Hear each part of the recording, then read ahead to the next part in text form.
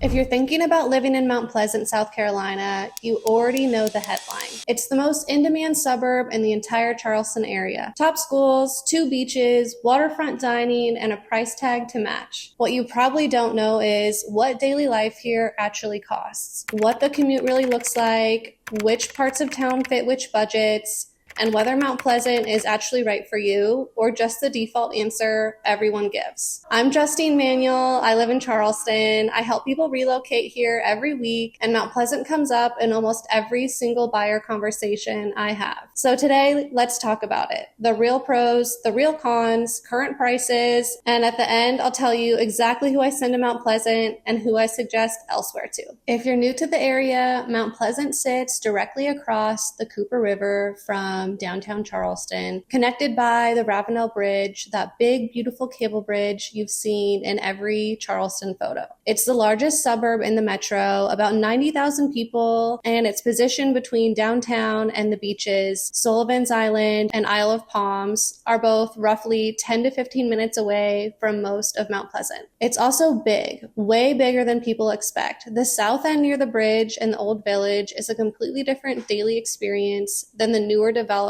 up north on Highway 17. Keep that in mind through this whole video. Where you land within Mount Pleasant changes everything from your commute to your price. Pro number 1, the schools are the best in the metro. If schools are driving your move, Mount Pleasant is the answer most families arrive at. Wando and Lucy Beckham are the 2 main high schools, both with excellent ratings, and the elementary schools like Bell Hall and Mount Pleasant Academy are the reasons families fight to get into specific neighborhoods. I'll be direct. A large share of buyers I work with in Mount Pleasant are here for the schools first and everything else second. Pro number 2, 2 beaches, 10 to 15 minutes away. Sullivan's Island and Isle of Palms. Sullivan's is quieter and residential. IOP has a little more energy, a beachfront music venue, and lots of vacation rentals. And both are close enough to be a Tuesday after work decision, not a full weekend production. No other suburb in the metro has this. 2 beaches so close. If beach access is on your list, this is where Mount Pleasant usually wins the comparison. Pro number 3,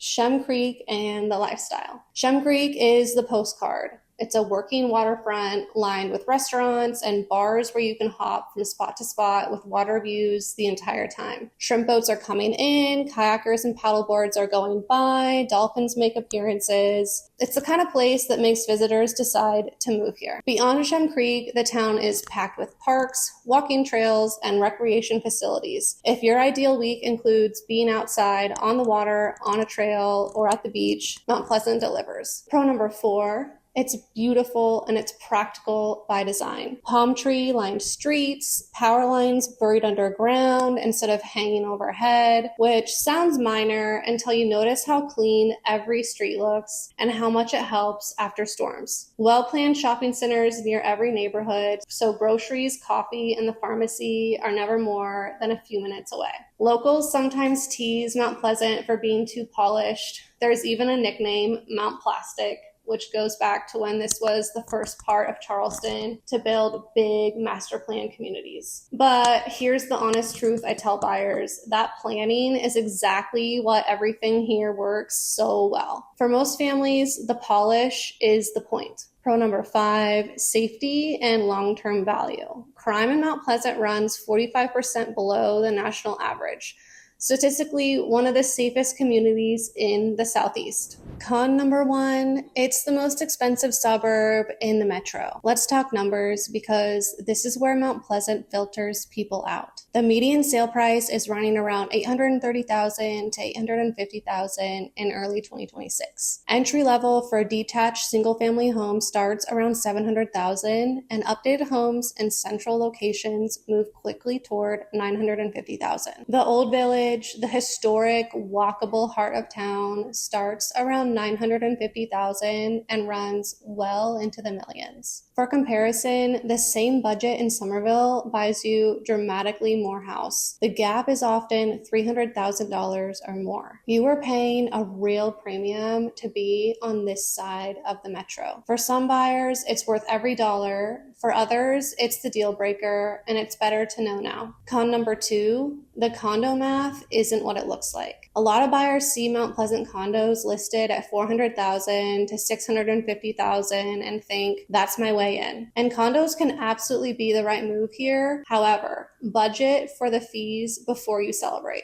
Condo and townhome HOA fees in Mount Pleasant commonly run $500 a month or more. That's on top of the mortgage every month. When I run numbers with buyers, I treat a $500 monthly fee like roughly $75,000 of extra loan because that's the payment weight it carries. The sticker price is not the total price. Go in with clear eyes. Con number 3, the bridge commute. Mount Pleasant connects to downtown primarily over the Ravenel Bridge, and that bridge now carries roughly 94,000 vehicles a day, up from 75,000 when it opened in 2006. At rush hour, plan on 25 to 45 minutes to downtown, depending on where you're starting in Mount Pleasant. That range matters. North Mount Pleasant adds 15 minutes or more versus living near the bridge. When there's an accident or an event on the bridge, there's no quick alternate route. You wait. My honest guidance, if you work downtown on a daily 8 to 5, look at homes in southern Mount Pleasant closer to the bridge, or weigh whether James Island or West Ashley gets you a shorter commute for less money. If you're remote or your schedule is flexible, this con mostly disappears. Con number 4, if you want historic character, most of it isn't here. Outside of the Old Village and Old Mount Pleasant, the majority of Mount Pleasant is newer construction and planned communities where you'll see similar homes, similar lots, master planned streets, functional and clean. But if your dream is a 100-year-old home on a street where no two homes match, most of Mount Pleasant will feel pretty uniform to you. That's not a flaw, it's a style, but it's good to know. Buyers who care about character are usually happier on James Island, downtown, or the established pockets of West Ashley. I'd rather tell you that now than after a showing tour. So let me do what I actually do in buyer consultations and just tell you who this town usually fits. I recommend Mount Pleasant if schools are your top priority, you want the beach as part of your normal week, not a special occasion, you want newer turnkey homes, you want shopping and parks and every convenience minutes away, and your budget for a single family home starts around $700,000, or you've done the condo math and you're okay with the high HOA fees. I recommend elsewhere if your single family budget is under $700,000, or if your commute downtown daily is at peak hours and you hate traffic, or if you want historic character and variety on your street. Aside from Old Mount Pleasant, James Island and West Ashley will offer more character. Both answers are wins. The worst outcome in this market isn't choosing the wrong suburb, it's spending over $800,000 to find you should have asked these questions first. If you're weighing Mount Pleasant against other parts of Charleston, that is literally the conversation I have with buyers every week. Budget, commute, schools, lifestyle, which side of the metro your money works hardest on. Hit the Calendly link in the description and let's talk through your situation. Just 15 minutes, no pressure, and you'll leave with a clear answer. My free Charleston Homebuyers Guide is also down below. Check it out to get a real idea of what buying a home here looks like. And subscribe, because next week I'm covering Somerville and the town people look at when Mount Pleasant's price tag makes some gas. The week after that, I'm putting the two head to head. I'm Justine Manuel, and I'll see you in the next one.